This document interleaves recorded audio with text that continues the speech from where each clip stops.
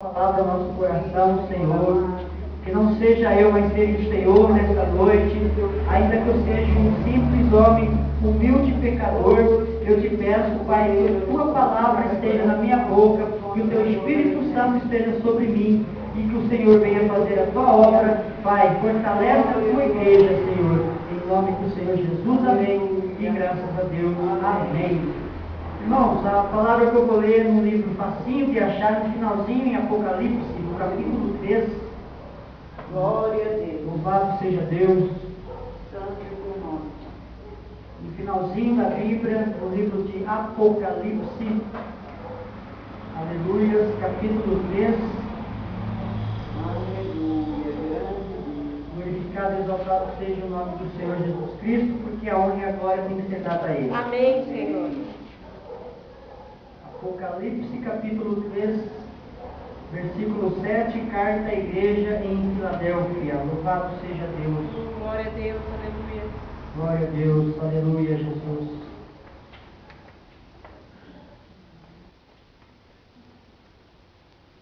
Apocalipse capítulo 3, Glória a Deus. versículo 7.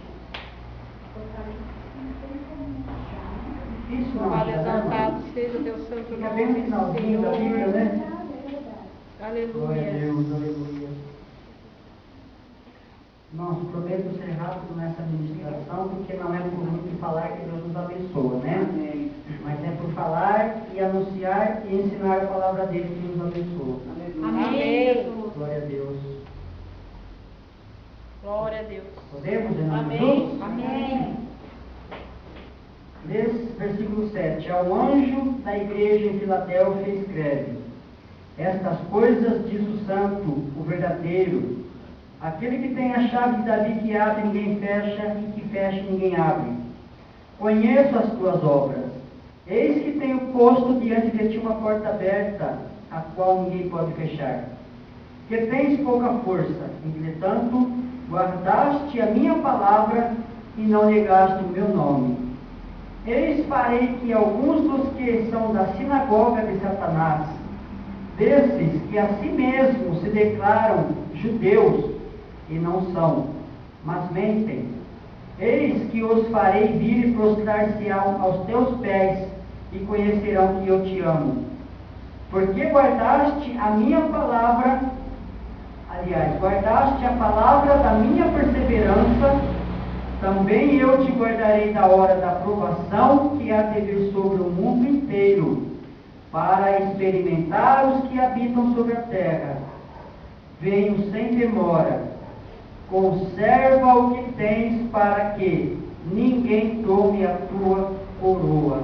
E aí, amém? Glória a Deus. Aleluia, Senhor. Irmãos, a palavra do Senhor que está sendo pregada aqui nessa noite, que foi o próprio Jesus que deu essa revelação para o apóstolo João. E nós sabemos, irmãos, que o livro de Apocalipse é relatado coisas que já aconteceu desde o início, está acontecendo hoje e vai acontecer até o final. Ai, querido. Então, o livro de Apocalipse, ela é uma revelação de todo o conteúdo da existência humana nessa terra. Desde a vinda do primeiro ser humano nessa terra, até a destruição total da humanidade, até o dia que o Senhor Jesus voltar. E após a tribulação, está relatado dentro desse livro de Apocalipse. E antes mesmo de eu me converter, o livro que mais me chamou a atenção na Bíblia foi o livro de Apocalipse. É um livro difícil de entender? É. Mas à medida que a gente vai lendo, vai buscando, o Espírito Santo ele vai revelando. É um livro muito difícil de você compreendê-lo, mas não é impossível. Então eu sempre gostei de ler esse livro de Apocalipse. Só que quando eu começava a ler o Apocalipse, eu não era convertido ainda, eu começava a ler aqui sobre a besta, sobre tantas coisas, e ficava apavorado. Nossa, vai dar tanto bicho feio no mundo, tanto monstro, tanto demônio vai andar nessa terra. Mas tudo que fala aqui no Apocalipse é linguagem figurativa. É uma área espiritual que vai acontecer nessa terra. A besta nós sabemos que é o diabo Satanás. Os demônios são servos de Satanás. Então, queridos, tudo que é relatado aqui nessa Apocalipse é no âmbito espiritual, que vai, logicamente, influenciar o âmbito natural. Porque nós vivemos em duas áreas. Nós vivemos na área natural, que é o nosso corpo físico, e nós vivemos na área espiritual. E é na área espiritual que todos os ataques do inimigo vêm contra nossas vidas. E a palavra do Senhor diz também que a nossa luta não é contra a carne ou sangue, ou seja, a nossa luta não é contra as pessoas que nos atingem, mas é contra as potestades do ar, os poderes, os principados, ou seja, na área espiritual. É contra esses que a gente tem que guerrear a cada dia. E muitas vezes a gente fica com a cara virada, empurrado com alguém que se levanta contra a nossa vida, mas a gente tem que tomar consciência que ele está sendo usado pelo diabo para afrontar as nossas vidas. A gente tem que guardar isso no nosso coração, que não é ele, não é a pessoa, mas é o mal que está operando nessa pessoa. O triste nessa história toda é que tem pessoas que têm um coração propício para praticar o mal, né? Abre o coração para o mal, mas não abre o coração para Deus. Abre o coração para fazer as coisas ruins, mas não abre o coração para deixar Deus operar coisas boas. Então, queridos, a palavra do Senhor diz que todos esses vão ser julgados de acordo com as obras que cada um vai fazer nessa terra.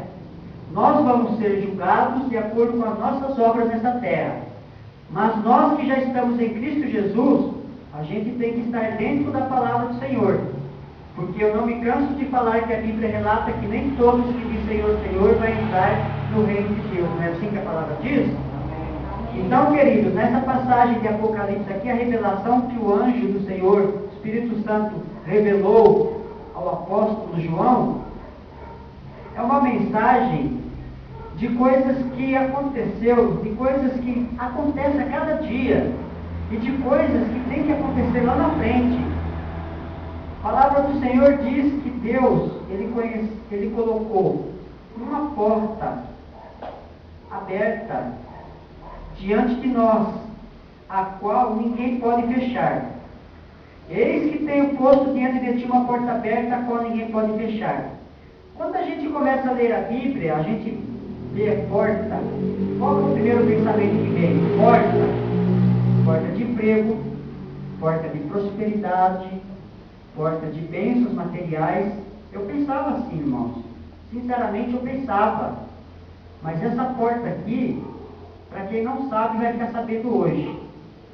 Essa porta é a porta da